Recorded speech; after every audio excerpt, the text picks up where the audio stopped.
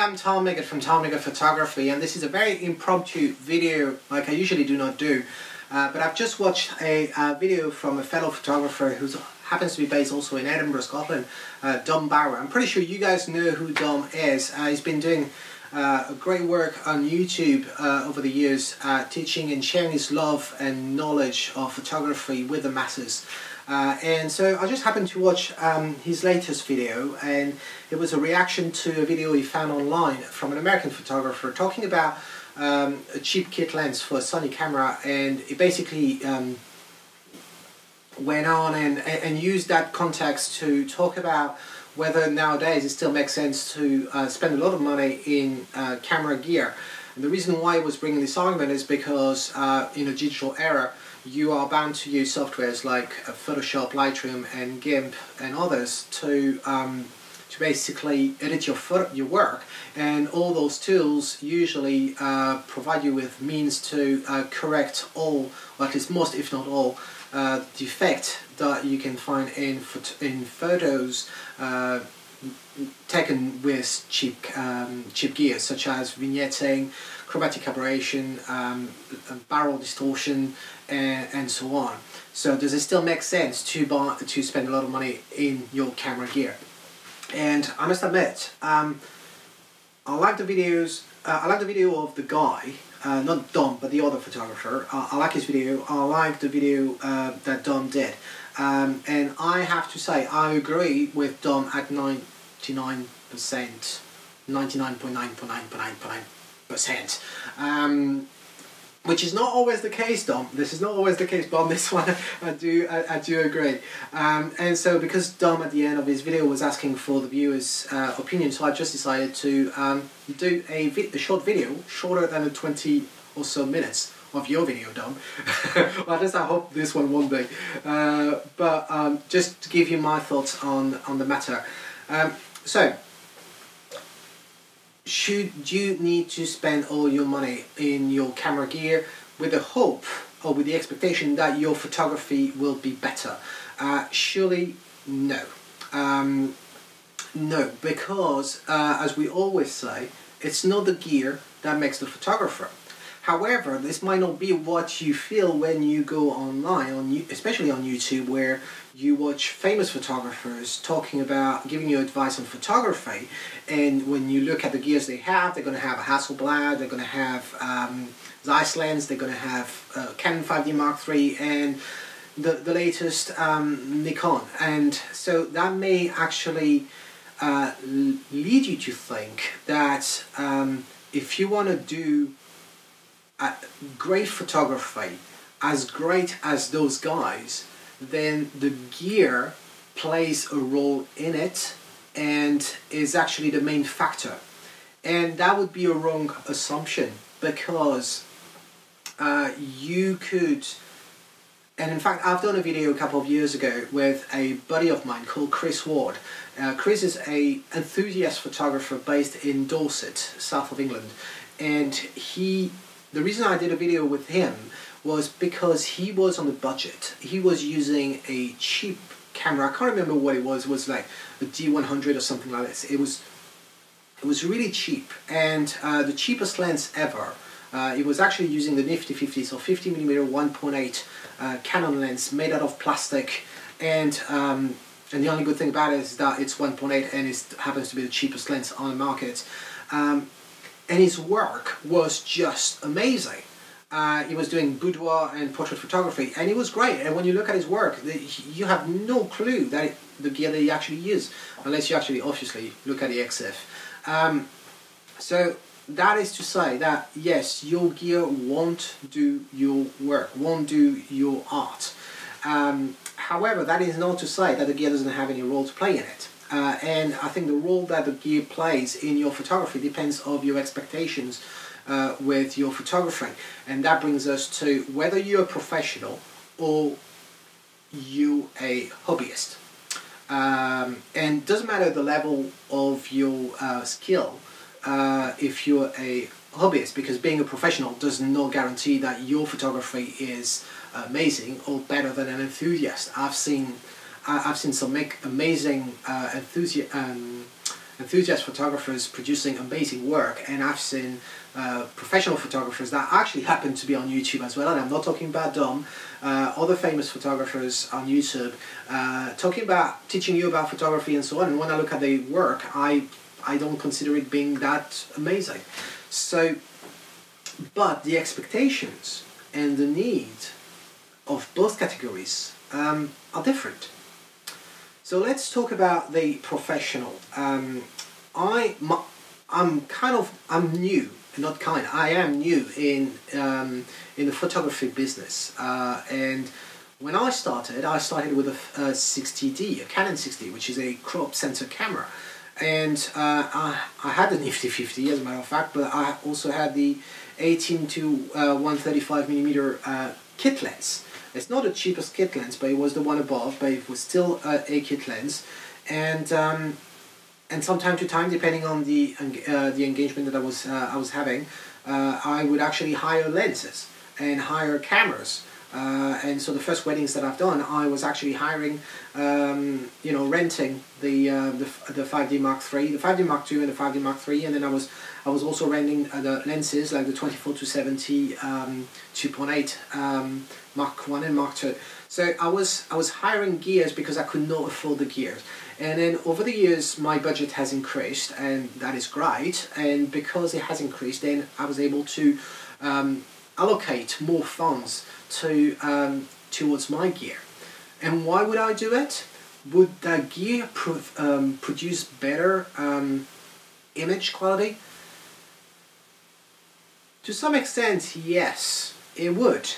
And Dom is giving a good example of some lenses that will not work properly with the camera. They will not sync properly, so you may get some focusing that might not be that great, and so cheapest camera will not enable you to actually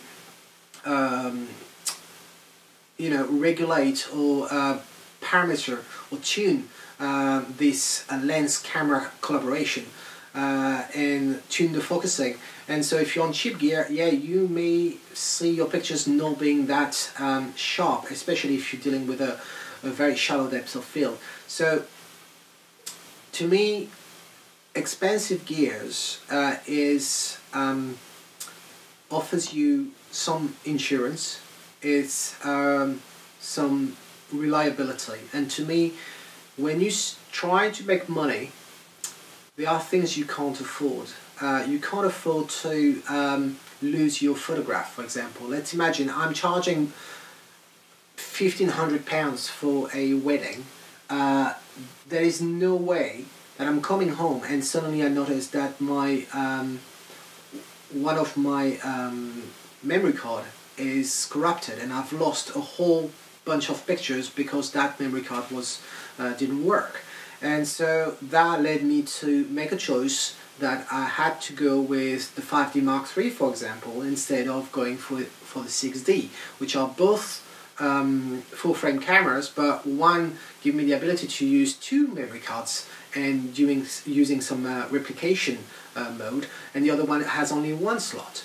And there are other factors, right? This was not the only factor, but there was the focusing as well, and focusing point and so on. But that was the main one. So you see, it offered me the insurance that I had an extra layer of security when it comes to my work. And then there's also the durability of your gear, right? So the 5D Mark III will be more solid, more robust and rugged than the 1000D, for example. Then when it comes to lenses, you could look at the 70-200 Canon L lens. So it's 2.8. So first it's a 2.8, so it's great because it's a telephoto 2.8 offering a shallow depth of field, brilliant for portrait, favored by most photographers. So first you got a 2.8 that will give you this shallow depth of field. So that's the reason why it's already expensive. But then if you look at the build quality of that lens and you're going to compare it to another 70-200, for example, from Sigma, Sigma is going to do a good job. That lens is great, but it will not have the weather sealing, for example. It will not be built as like a tank, like the 70-200 from Canon. Image quality, Canon will be a little bit sharper, but it's not the image quality that will actually really define the choice between using a Tamron 70-200 or a Sigma 70-200 or the Canon 70-200. The image quality is there, and you will do some pixel peeping because if you want to spend a lot of money on the Canon lens, happens to be the most expensive one. If you're going to spend $2,000 on your lens, of course you're going to pixel peep because you want to make sure that that lens is going to provide you the best quality possible for the amount of money you spent. But if you're not, if you don't have a shitload of money and you're running on a budget, and everybody is nowadays, whether you're a professional photographer trying to make money, whether you're the client trying to, to make a living and with the cost of living and trying to get some pleasure out of hiring a professional photographer, and whether you're a hobbyist and you just aspire to take some wildlife photography and you wanna have a telephoto lens that's going to enable you to do your art. Everybody's on a budget, and so if you're on a budget, then there's more than one factors to consider. But clearly, nowadays all the lenses that are out there, all of them without exceptions, are better than the one that were released 50 years ago. The cameras are better than the one that were 50 years ago. So even if you take the cheap entry level camera and the cheap entry level lens, in combination with the software, you're going to produce far much better quality photos than the folks 50 years ago. By quality photos, I'm talking about sharpness, I'm talking about the conditions. So if you're on the low light situation, you're going to be able to bring the ISO up. I'm not talking about how great from an artistic point of view the photograph is, because clearly you can look at the work by Bresson and Brassai and all those guys, and it's just, or Meyer, for example, this great photographer from US. They didn't have amazing gear, and the work is mind-blowing still, almost 70 years later. So I'm not talking about the art quality of the image, but just from a pure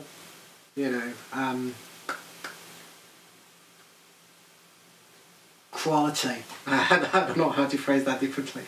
And then there is the aspect of the argument of, okay, should we even care about that? Even if you're a professional photographer, should we even care about spending that money on lenses, for example?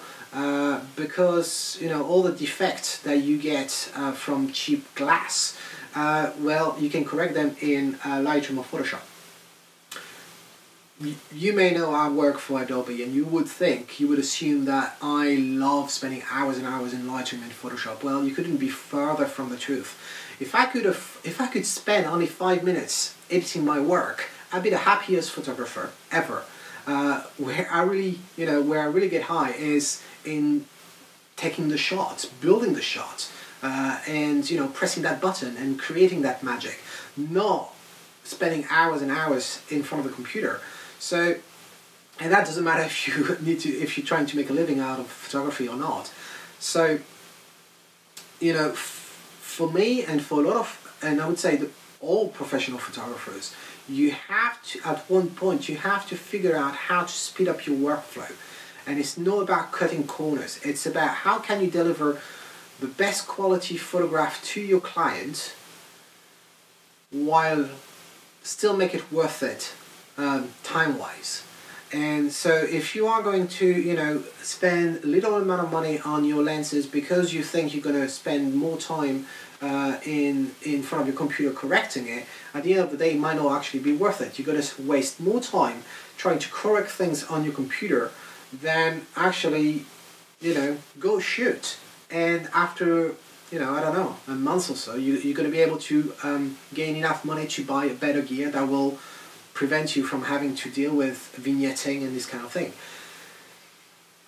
So, to me, the argument of saying it doesn't matter the amount you spend on your lens because you can correct that in post-production, it's valid, but Not so, and it all depends. If you're a studio photographer and you're a stock photographer, and Dom is rightly so giving the example of a stock photographer, they will pixel peep. Your clients will expect a lot from your work, because they will resell the image, and so they are going to pixel peep. They're going to check that the colors are right. They're going to check that there is no barrel distortion. They're going to check that there is no vignetting, that the colors are right, the white balance and everything. They're going to check all this.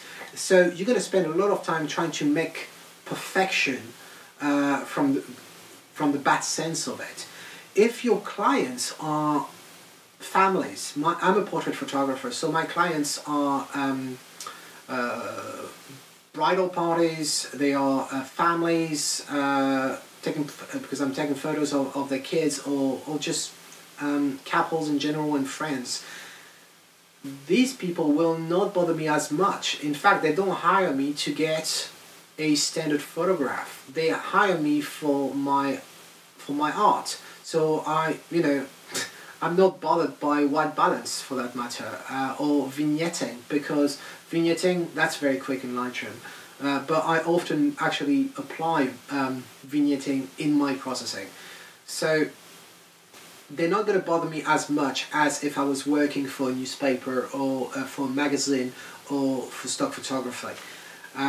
So it's not the same expectation, and therefore I don't have to be bothered too much by this. I don't need to buy a Hasselblad camera. You got guys who do commercial work. Yes, they may need a Hasselblad because they're gonna they print on a 4x5 in the street. That's not my case. So I don't need that. What else could I say? And you see, it's as I always say, it depends. There's no black and white for everything. But if you are a newbie, please do not spend all your money in your glass or in your camera, right? Don't just buy the gear that you can afford. And don't forget, I know it sounds cliche, but the best gear you have is actually, the best gear that you can have is the gear that you can afford. That is pure truth. It's a fact. So don't be fooled by the latest commercial, the latest advert from Canon, Nikon and the others. Don't be fooled by all those professional photographers that will teach you photography on YouTube, and you see them with Hasselblad and fancy cameras and thinking, oh, I need to have this. Don't be fooled by this. And if you're a hobbyist, enjoy being a hobbyist. You have the luxury. It's actually a luxury. You may think otherwise, but it's a luxury to be a pure hobbyist, because you do it for the sake of art. You're doing it for your own pleasure, without the pressure. The only pressure that you have is the one that you put yourself. Right? If you try to make a living, it's different. You're trying to make a living. You try to earn some money so you can live. That's a total different ballgame. And with that expectation comes responsibilities, reliability, durability of the gear and everything, like I said. But if you're a hobbyist, just buy what you can afford, spend as much time as you can taking photos, and just enjoy yourself. And until next time, this is Tommy Good saying, if you like it, well, capture it. And what do you think? Do you agree with me?